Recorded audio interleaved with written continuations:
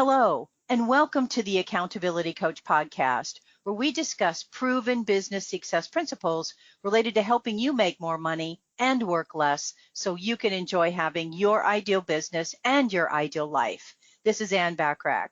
Today we have a special guest with us who is going to share her very valuable knowledge to help you learn more about being as healthy as possible overall, so you can achieve the goals that you set for your business and in your life. Andrea Nicholson is a board-certified holistic nutritionist, nutrition therapist master, and restorative wellness practitioner. In her previous life as a forensic scientist and crime lab manager, which I thought was pretty cool, she learned a very valuable skill: how to identify and follow the evidence to solve mysteries, and people are glad she is applying this very valuable skill to help them. Using over a decade of experience in the health industry, Andrea creates personalized packages using functional testing and other cutting-edge technologies to give people confidence in achieving and maintaining improved health so they can always get the results they personally want. Welcome, Andrea. We really appreciate you joining us.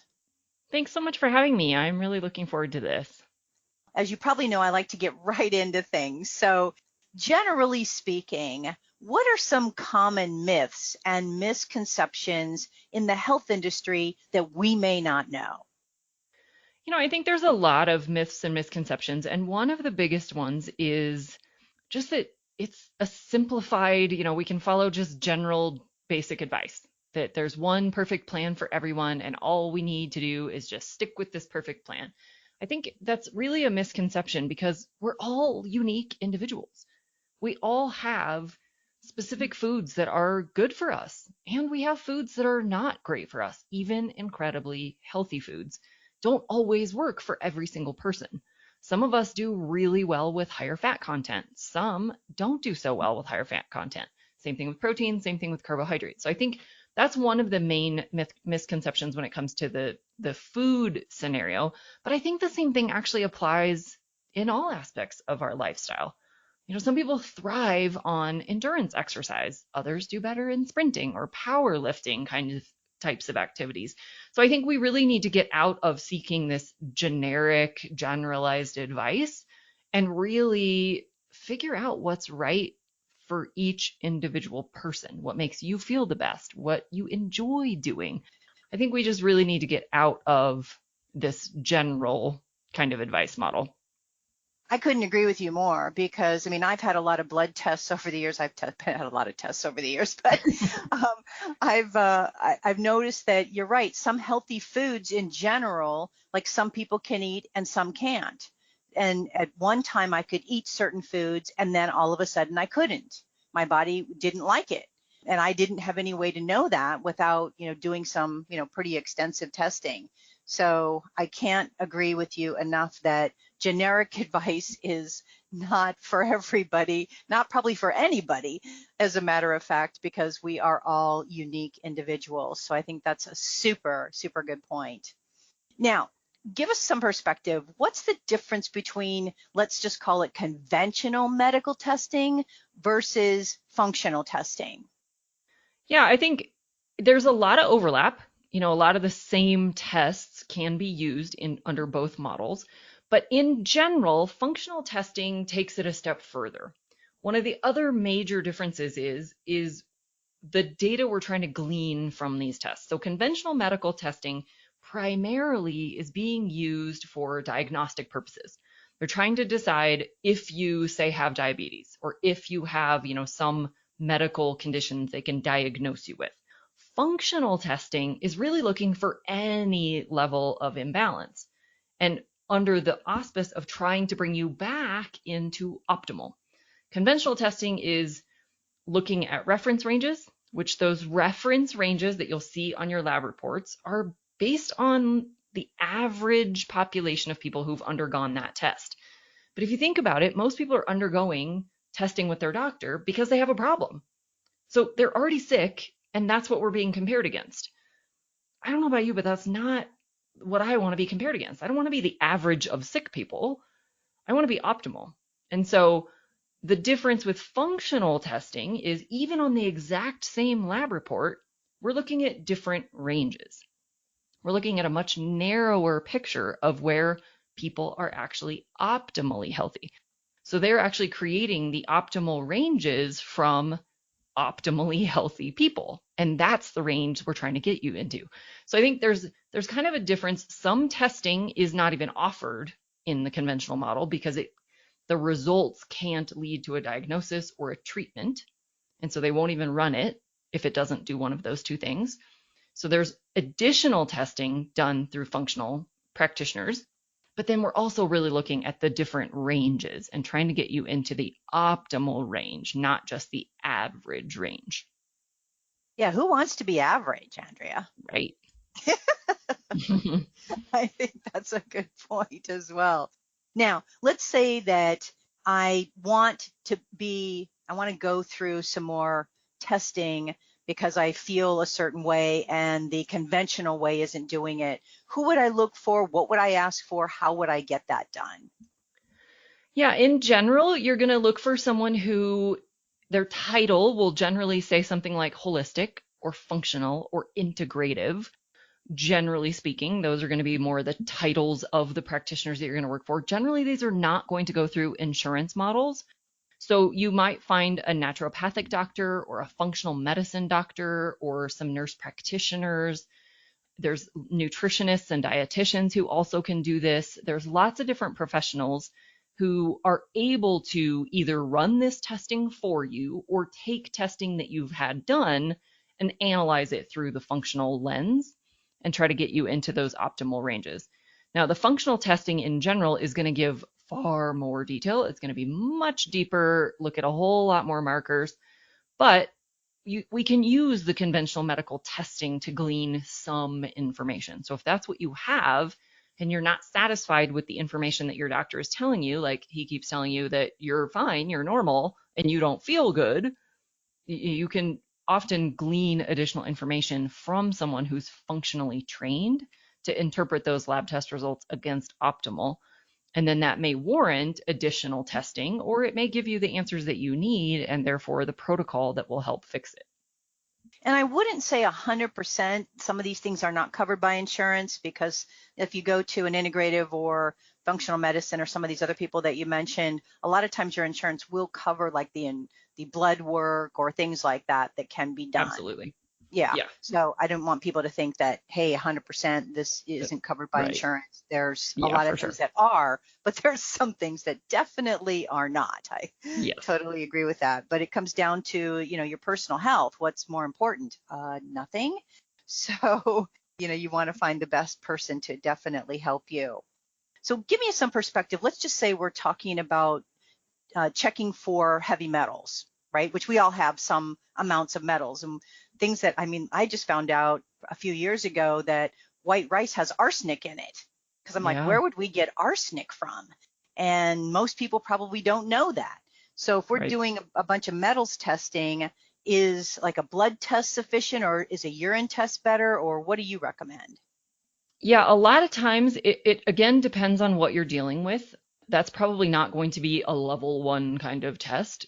When you get to the level of testing for heavy metals and things, you've kind of gone down this path already. You've done some gut work, you've done some hormone stuff, you've done lots of other things. But when you do get to that level, a lot of times urine seems to be a good way to discern that. But there is no one perfect test because some of these metals specifically really get buried into our tissues. And so it can be really difficult to fully identify, what's actually trapped in your tissues. That's not necessarily going to come out in your urine. It's not necessarily going to show up on a blood test. So it really depends on the client. There's a wide range of different options out there. And so sometimes we have to just really look at the client, what they've already done, what we know, what their symptoms are, all of those kinds of things, and then pick the appropriate direction to go as far as what kind of testing or what kind of protocol we might recommend based on what we believe they have been exposed to. Okay, that sounds good. Now, why would we focus on blood sugar or insulin if we haven't been diagnosed with diabetes? Would there be some reason why we would do that? Yeah, this one is a really interesting one. And the main reason I like to really focus on this is high blood sugars, first of all, are very common. Doesn't make them normal, doesn't make them optimal, but they are very common in our modern diets and our modern lifestyles. And they don't give any symptoms. So outside of testing, you would never really know that you have elevated blood sugars or elevated insulin. But these are the precursors to becoming diabetic. So why would you want to wait until you have full-blown diabetes if you could catch these earlier? And when we do this functional testing, we're looking at fasting insulin, blood sugar levels, and hemoglobin A1C, as well as a whole bunch of other markers that feed into how well we're managing our blood sugars, how elevated they are on a regular basis. And if we can catch these trends much earlier, it's a whole lot easier to stop it than it is to reverse it once you've got the full diagnosis. So I think this is one of those things that testing is so valuable because there's no symptom. You wouldn't know overtly that you have a blood sugar problem or an insulin problem outside of testing. And it really is super common. There's probably millions of people walking around who have elevated blood sugars and insulin levels, and they don't know it because their doctors aren't running these tests. They aren't looking for this stuff, and nobody knows. But this is the progression of all of the metabolic diseases. This puts you at greater risk for cancers, for heart disease, for cognitive decline, and all of the mental health disorders. It puts you at great risk, obviously, for diabetes, but so much more. Blood sugar is foundational, and insulin is foundational to really every other chronic disease. And so we need this valuable information, and the earlier the better. So if we wanted to be proactive, which I'm hoping most people would want to be, especially in this area, what would we go to our doctor and ask for? Say, hey, I want you to check this, for example. What would we be asking for? On blood sugar specifically, I would ask for a fasting glucose, so meaning that you haven't eaten anything before the blood draw. You would like to get a hemoglobin A1C. Those two are pretty standard that most doctors will order. The one that a lot of them will not order is a fasting insulin. And this one I think is so vital because that's the one that will get out of range first. This is the one that kind of like we know when you think about somebody using an illicit drug that they have to take more and more and more to get the same effect as they had at the beginning when they first started using the drug. Insulin's kind of the same way. The body as it becomes more resistant to this hormone, it produces more and more and more to keep your blood sugars in check. And so insulin will rise far faster than blood sugar or hemoglobin A1C will.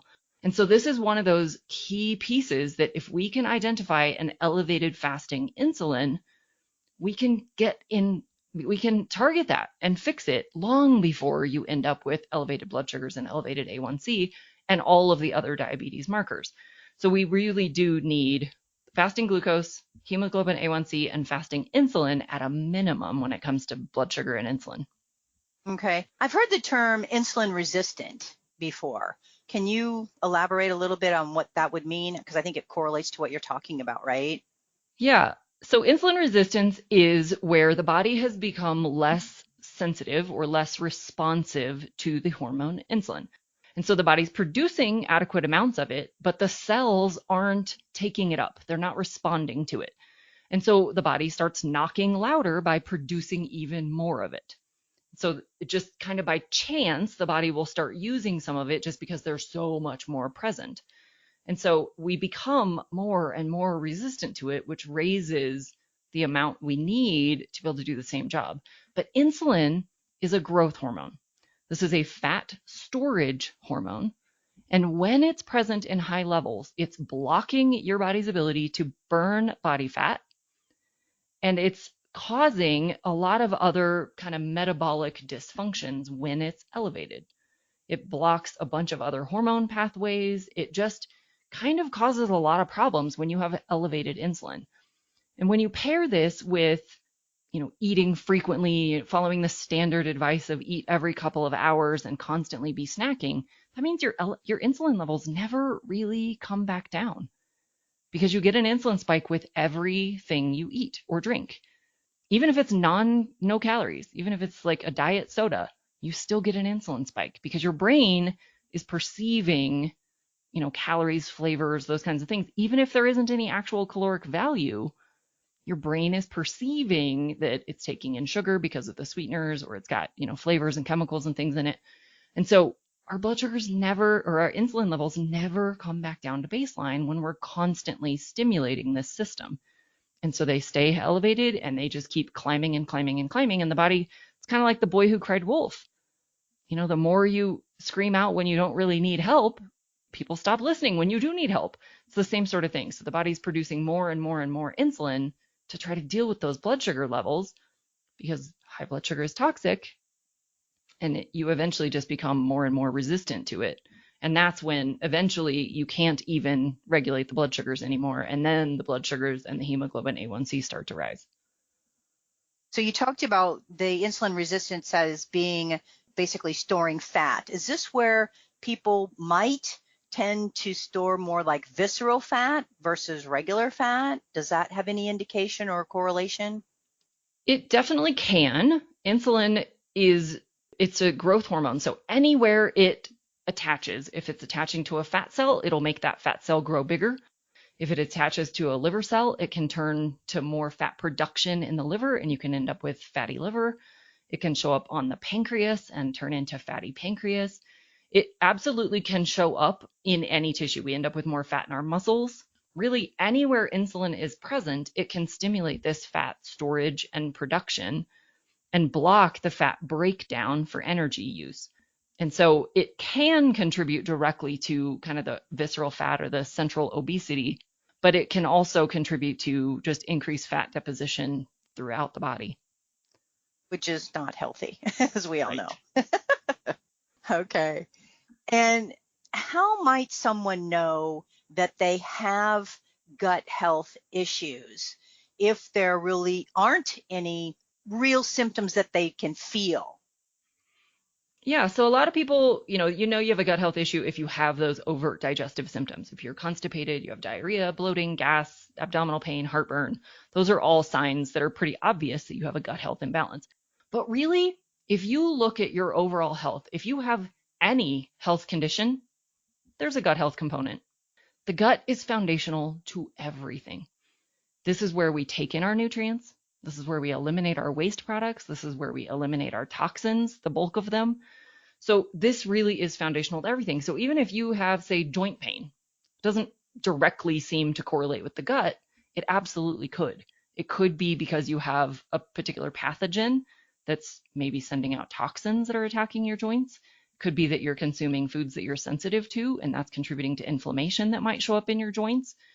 It could be, just your diet in general is contributing to overall inflammation because you're eating, refined foods or high toxin foods, those kinds of things. So the gut intimately is involved in every other health condition there is. If you have migraines, if you have cancer, if you have an autoimmune condition, it doesn't matter what your condition is, there is a gut health component.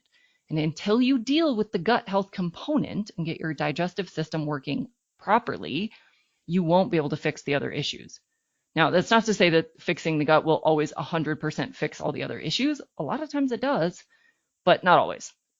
You just will not be able to solve it until you deal with the gut health piece. So I think what I'm hearing you say is really just pay attention more to how you feel in general, Yeah, absolutely. because it could impact just joint aching, or joints ache, or just something that you wouldn't necessarily consider coming from the gut. Yeah, absolutely. Who should consider something like a metabolic health reset, or who should focus on that? I would say everyone really does need to focus on metabolic health. And let me back up a little bit by explaining what that even means, because I think that sounds like a very sciencey term that people might not know what that means.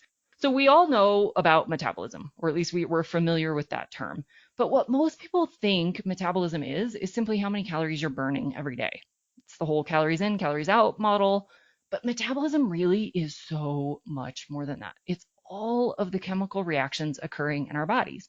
So it's making hormones, breaking down hormones, synthesizing energy, making new tissues, digesting our food. It's all of the things happening in our bodies.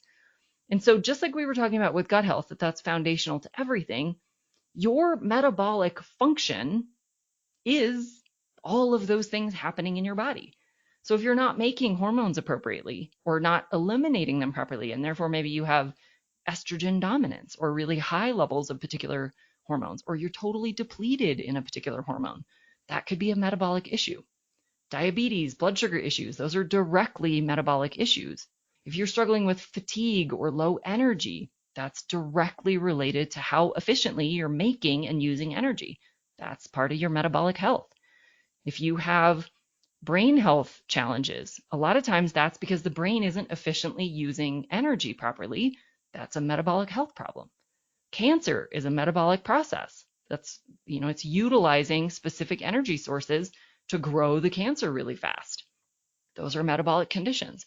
So really, again, just like with gut health, if you have any health challenge at all, you probably need a metabolic health reset. You need to look at how your metabolic health is working. And how would we ask for that? If we go to our, let's just say our regular doctor, can we ask them for that? What would we ask for? Yeah, I think a lot of that is going to come from this more functional style of testing. So the really detailed panels where we are getting a good look at the insulin levels. That's a big driver in how well your metabolic processes are going. If you have elevated insulin, you for sure have metabolic dysfunction. If you have any digestive dysfunctions, you're going to have metabolic dysfunction because you're not properly utilizing the nutrients that you're taking in, or you're not properly eliminating the toxins that are interfering with the metabolic processes. So for sure, if you have any like overt health challenge, you have a metabolic system or a metabolic dysfunction going on in your system. So the functional testing is going to give us a lot of those markers that point to where your body's not operating optimally. I think the comprehensive blood testing is paramount in this because you just get an overview of where your body's at. How's your cardiovascular system? How's your liver? How's your thyroid? How's your immune system? Your kidneys? Gives us a great overview of what's going on in your body. And then I like to pair it with a gut health test because that's telling us specifically how your digestive system is actually operating. Do you have the bacteria that you need? Our bacteria do so much more than just eat some of the food that we take in. They also help us eliminate the toxins. They also synthesize vitamins and nutrients that we need. They actually make a lot of our neurotransmitters. A lot of this stuff happens in our gut that we need for brain health, for energy, for all these processes. And so I think gathering this information from the more functional lens is really valuable to know how your metabolism is functioning. If you're overweight, if you have any kind of health issue, you already know that you have some level of metabolic dysfunction happening. It's just a matter of figuring out where that is and what the repair mechanism is for your particular situation. Good point. Very good point. Let's change up just a little bit. So getting enough sleep is important, as we all know. And most people go through life sleep deprived, according to any expert I've ever talked to or heard from. So how does sleep actually play a role in our day-to-day productivity and success outcomes? What are your thoughts on that? I would 100% agree. Sleep is absolutely vital to living an optimally healthy life. And the vast majority of us are not getting adequate amounts or quality of sleep. And I think this plays directly into, the food cravings that you're going to have, how hungry you actually are. Generally, if you're sleep deprived, you will not care much about your food choices. You'll have way more cravings. You'll have low inhibition, so you'll eat whatever's in front of you. Like all the things go sideways when we're sleep deprived. So that alone, if you're eating all day long, you're not focused as much. Your brain just doesn't operate as well. So you can't concentrate, you forget things, you get lost in your train of thought more easily. And all of those little pieces are contributing to not being as productive, to not feeling as successful, to not having the confidence in the choices that you're making every single day. And it makes it that much harder to actually follow the plan that you had in place. It's so much easier to cave to the cravings and the fast foods and all of those things when we're in that sleep deprived role. So I think we really do need to get back to prioritizing sleep just like we would an appointment on our calendar. We really have to make it a top priority. I couldn't agree with you more. I even have the Aura ring to really help me determine how much sleep I'm actually getting and the quality of my sleep that I'm actually getting. So I think it's more important than I think a lot of us realize, and how it impacts us every day with our productivity. What are some tips that you can share for helping us to improve our overall quality of sleep? Any thoughts on that? Yeah, I think a big part of it is having really good sleep habits. The studies have shown that we get our best, most regenerative sleep between 10 p.m. and 2 a.m. But how many of us are staying up until midnight or 1 o'clock in the morning or 2 o'clock in the morning and then sleeping until 10 a.m.? That's not the optimal window of time for our circadian rhythm. That's not when we as a species are designed to be sleeping or awake. We should be sleeping during the dark hours and awake during daylight hours. So I think having those really good habits, as much as we can control them, obviously if you work night shift or you have things in your life that prevent you from doing that, we have to do what we have to do. But to the extent that we can control it, going to bed at a good hour, sleeping mostly during the night hours when the sun is not up, really having good habits around sleep, relaxing before we go to bed, turning off electronic devices and stimulating light sources, really just being in a calm state when we go to bed, having a cool, dark, quiet space. All of these things really do play into how well we, how the quality of sleep that we're going to get, how well we relax, how quickly we fall asleep, how well we stay asleep. So I think really prioritizing the schedule and then those habits around the sleep hours really makes a big difference. And the more we can be consistent with it, keep the same schedule 7 days a week all the time, the easier all of that becomes, instead of staying up later and getting up later like on the weekends or on days off. If we can keep it more consistent, that really helps as well. I've always heard, and I'm sure everybody's always heard, hey, I'm a morning person, I'm a night person, blah, blah, blah, around that, right? How is it that we could maybe train ourselves, or I don't even know if it's possible, that we train ourselves to be more consistent by following the, circadian rhythm in our system? How would we do that?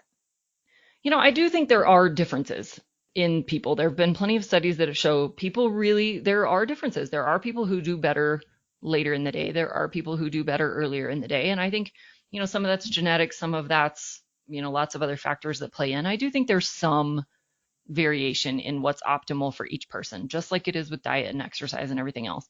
But I do also believe that if we really prioritize an overall healthy life, we're eating a quality diet, we're getting adequate exercise, we're having appropriate downtime where, we think resting is sitting in front of the TV. But that's not even very good restful activity. That's really stimulating. I find it fascinating. I was wearing a continuous glucose monitor a while back, which measures your blood sugars all the time, 24 hours a day for 2 weeks. And just watching a suspenseful TV show, my blood sugar shot through the roof. I wasn't eating anything. I hadn't eaten anything in a couple hours, had absolutely nothing to do with anything I took into my body. But the stress of watching a suspenseful TV show raised my blood sugar. It caused a cortisol spike, which released blood sugar, because my body doesn't know the difference between real and perceived stress. So I'm watching this, scary thing happen on TV, and my primitive brain thinks I'm the one in that situation. And so I get this cortisol spike and then this blood sugar rush so that I can run away or I can fight off this attacker. But I'm sitting on the couch. I don't need that blood sugar, but I don't have any control over that. That's our primal system kicking in for survival. And so I think we have to kind of take all of these things into account and create the best possible habits around our eating, our exercise, our downtime, our stress reduction and management techniques so that we can create healthy routines. Now, I'm not saying we should never watch suspenseful TV. That's not it. But just know that that may not be as restful as you think it is. And so there can be chemical reactions occurring because of some of these things that we do in our lives.